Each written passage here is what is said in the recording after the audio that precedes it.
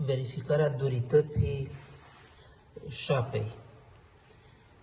Avem un aparat special cu 3 trepte.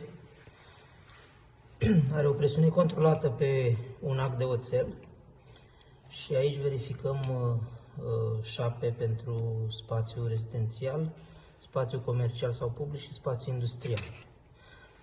Întrucât avem o pardoseală din lemn pe care o lipim, o să mergem pe varianta de trafic public.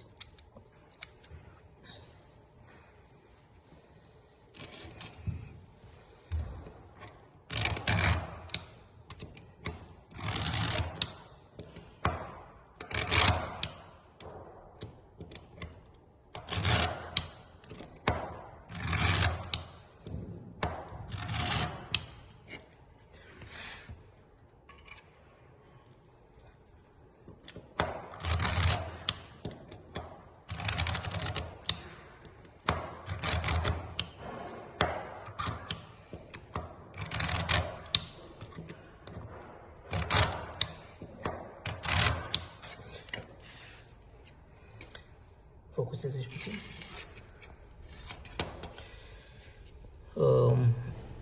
Marginile muchilor ar trebui să fie zgâriate, ceva de genul ăsta de aici, dar întrucât ele sunt destul de sărite, se impune consolidarea stratului suport.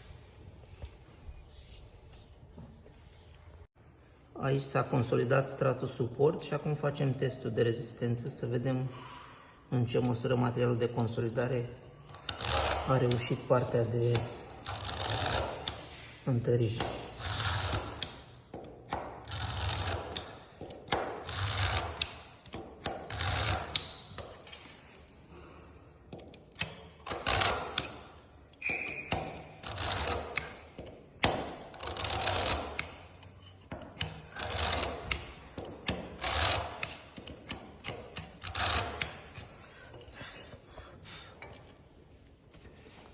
Așa cum vedem aici, materialul și-a făcut treaba, liniile sunt clare, nu mai există rupturi de material pe lângă vârful de acului de oțel.